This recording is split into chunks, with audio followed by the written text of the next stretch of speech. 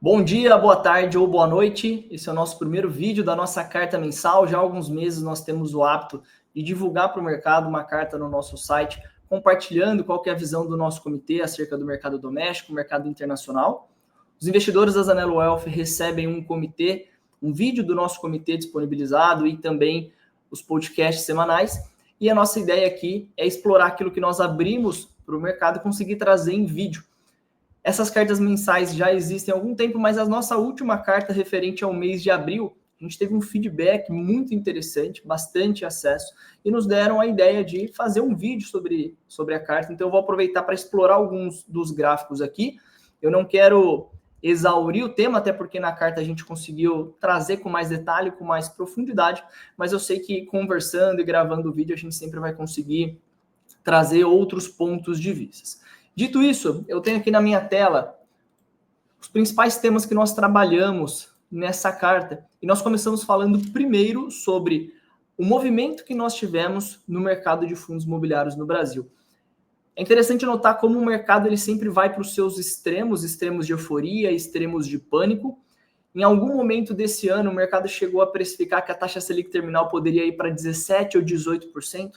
O mercado chegou a precificar que durante alguns anos a taxa Selic estaria acima de 15% ou até 16%, e obviamente que os ativos de risco sofreram muito, os fundos imobiliários sofreram muito. E muitos investidores naquele momento acabaram se desfazendo das suas posições no pior momento possível. No ano passado, nós tivemos o que foi uma das piores correções para o mercado de fundos imobiliários. Então, eu trouxe um levantamento desde 2010 até 2025, aqui já considerando os dividendos, e nós tivemos a terceira maior queda desde 2011. Então, muitas pessoas acabaram se desesperando, principalmente aqueles investidores que tinham um viés de renda, mas não estavam acostumados com a volatilidade.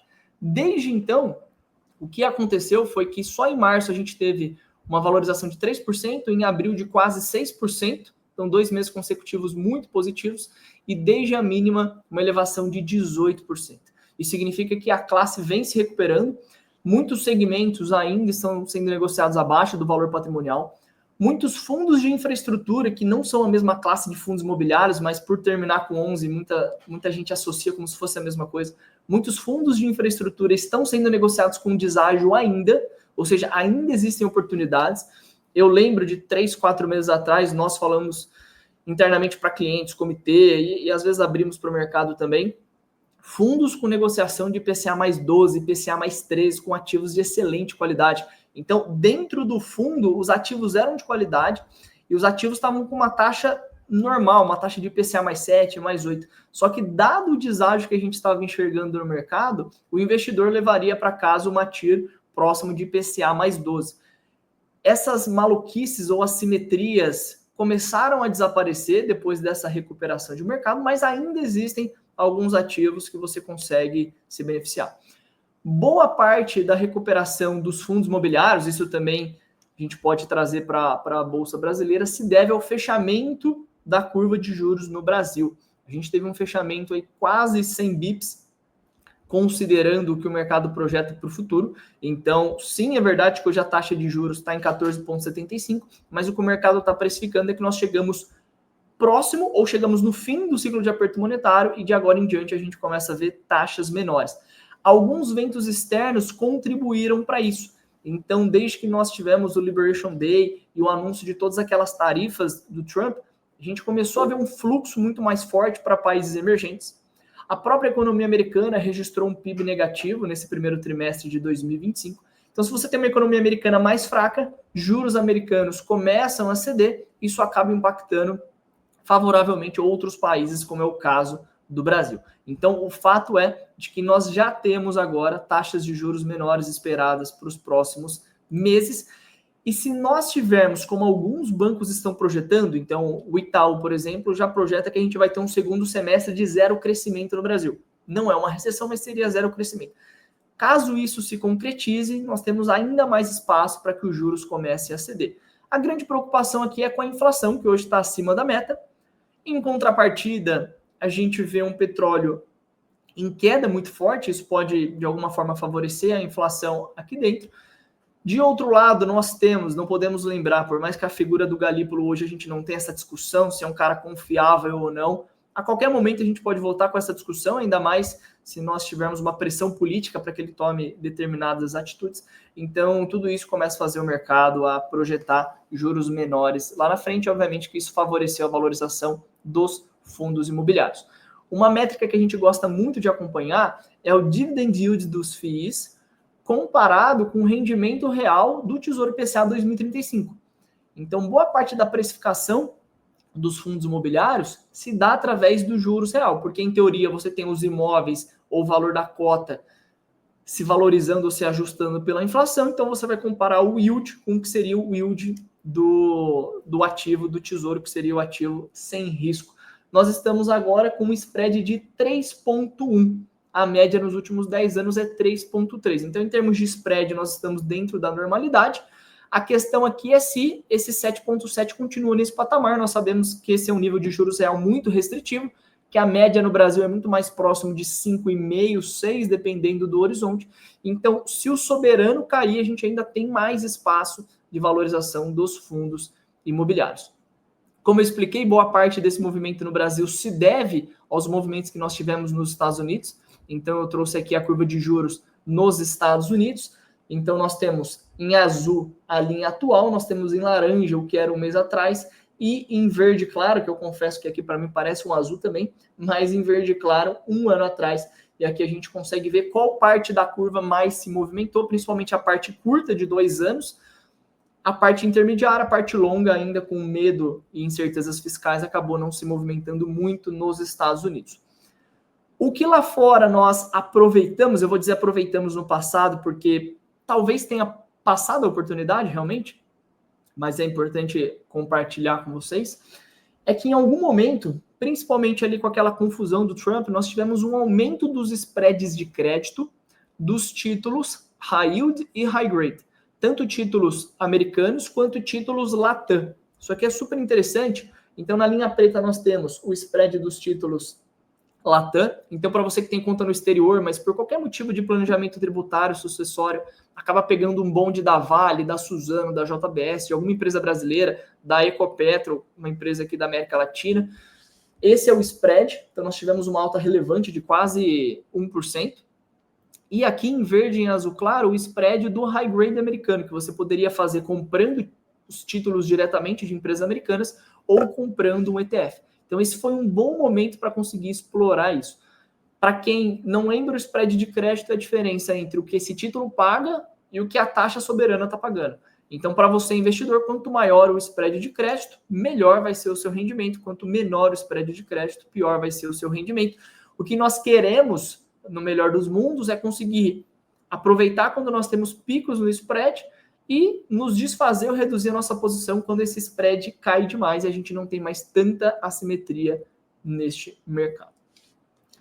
Taxa de juros nos Estados Unidos, o Banco Central americano manteve a taxa de juros inalterada. Continuamos com uma pressão política por parte do Trump para demitir o Jerome Powell ou para forçá-lo a reduzir os juros. A taxa de 2 anos já começa a mostrar que os juros devem ceder em breve, então a probabilidade hoje é de quase 80% que a gente tenha pelo menos mais um corte esse ano, mas ainda não veio nessa reunião, a gente precisa esperar as próximas.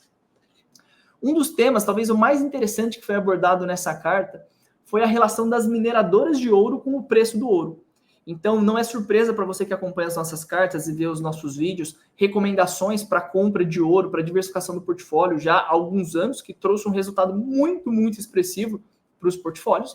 Agora, para quem se propõe a ter um perfil mais arrojado, para quem está disposto a correr mais risco, eu preciso reforçar aqui, correr mais risco, tem volatilidade, as mineradoras de ouro também estavam apresentando e continuam apresentando uma boa perspectiva. Se nós tivermos uma alta do ouro, o custo fixo das mineradoras é relativamente estável, isso leva a uma expansão das margens. Então, quando o ouro sobe, as mineradoras costumam subir numa proporção maior. E quando o ouro cai, as mineradoras costumam cair também numa proporção maior. E o que nós trouxemos na carta foi a relação do ouro, aqui utilizando o ETF GDX, a relação das mineradoras de ouro em comparação ao ouro.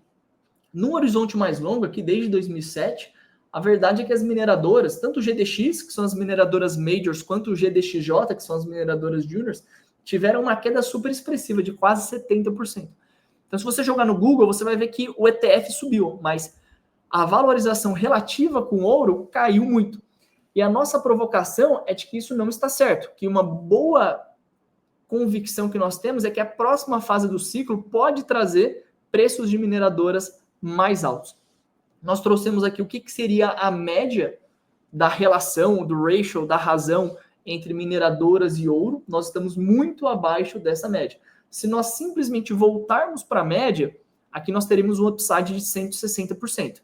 Então, isso é uma recomendação? Não. Mas isso aqui é uma provocação para você estudar mais e ver se esse ativo pode caber no seu portfólio. E por último, nós pegamos qual que é o preço sobre o lucro futuro, tanto do GDX quanto do GDXJ, e comparamos o PL atual com a sua média. Se nós tivermos um retorno à média, isso por si só já traria upsides na casa de 50% a 60%.